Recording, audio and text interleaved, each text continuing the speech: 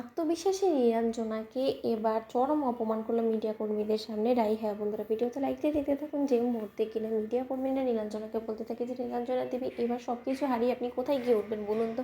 ঠিক সেই মুহূর্তে মিডিয়াকে নীলাঞ্জনা বলতে থাকে যে দেখুন, আমাকে আজই হোক না কেন রাই দিদিভাইয়ের এই complicated pregnancy through out the journey আমার রাই দিদিভাইয়ের পাশে থাকতে হবে, এবং আমি রাই দিদিভাইকে কথা দিয়েছি আমি আমার কথার খেলাপ কোনো মতেই করতে পারবো না।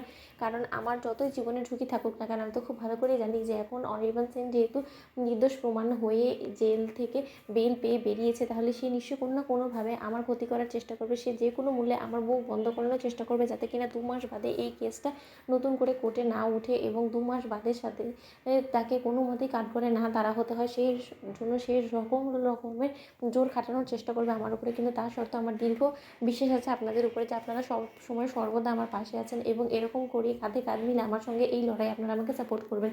কি আমি এতটুকু তো অন্তত আপনাদের কাছ থেকে আশা করতে পারি, তাই না? আমি আপনাদের থেকে টাকা পয়সা থেকে শুরু করে কোনো কিছুর জন্যই আমি সহযোগিতা চাই না। আমি শুধু এতটুকুই চাই যে আমার প্রতি যে জুলুমটা করা হয়েছে তার প্রতিবাদ আপনারা শেষ অবধি করে যাবেন। প্লিজ আমি আপনাদের কাছে হাত জোড় করে অনুরোধ করছি।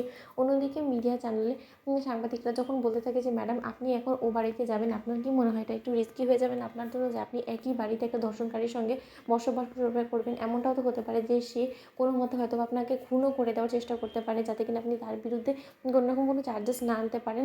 অন্যদিকে নীলু বলতে থাকে যদি আমার কপালে এটাই লেখা থাকে তাহলে নয় আমার সঙ্গে এটাই হবে, কারণ আমি তো নিজের ভাগ্যকে কোনো মতেই পরিবর্তন করতে পারবো না, তাই না? আমার জীবনের যদি ঝুঁকি থেকে থাকে তাহলে থাকুক, তাতে কি। আর তার সত্ত্বেও আমি মৃত্যুর আগ অবধি আমি আমার রাইট দিদিভাইয়ের জন্য ও বাড়িতে মাটি কামড়ে থাকবো, এটা আমার কথা রইল আপনাদের সকলের সামনে। ঠিক সেই মুহূর্তে মিডিয়া কর্মীরা যখন বলতে থাকে যে তাহলে আপনার কি মনে হয় যে আপনার এই লড়াই আপনি আপনার বোনকে আপনার পাশে পাবেন? আপনার এই লড়াই আপনার বোন তার স্বামীর সঙ্গ না দিয়ে আপনার সঙ্গ দিবে? ঠিক সেই মুহূর্তেই আত্মবিশ্বাসী নীরু বলতে থাকে যে হ্যাঁ, কেন দেবে না বলুন তো। আমার রাই দিদিভাই সবসময় ন্যায়ের পথে হেঁটেছে এবং সবসময় সত্যের পাশে থেকেছে, এবং সেই শিক্ষাই আমরা আমাদের বাবা মার কাছ থেকে পেয়েছি।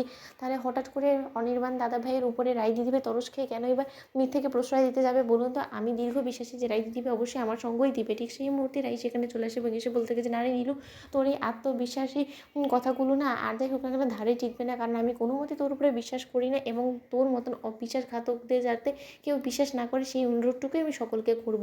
অন্যদিকে রাইকে নীলাঞ্জনা বলে থাকে যে রাই দিদিভাই তার মানে তুই কী বলার চেষ্টা করছিস, আমি কিছু বুঝতে পারছি না। অন্যদিকে রাই বলে থাকে যে এখন তুই বুঝতে পারছিস না, আমি তোর মতন মেয়েকে জাস্ট ঘেন্না করি, তোর চেহারা অবধি দেখতে আমার লজ্জা করছে, আর এই যাত্রায় তুই কোনো মতে আমাকে তোর পাশে পাবি না, কারণ আমি বুঝতে পেরে গিয়েছি যে তুই কত বড় একটা সর্বনাশী। তুই আমার সংসারে বিষ ঢেলে আমার সংসারটাকে তছনছ করে দেওয়ার চেষ্টা করেছিস, এবং সেটা সুস্পষ্টভাবে কোর্টে অবধি প্রমাণিত। কিন্তু তা সত্ত্বেও তুই এখন মিডিয়া কর্মীদেরকে তোর বশ করে রেখে তুই চাইছিস ওদেরকে অনির্বাণের বিরুদ্ধে উস্কে দিতে, তাই তো? তো বন্ধুরা লাইক এবং শেয়ার করে সাবস্ক্রাইব করতে ভুলো না।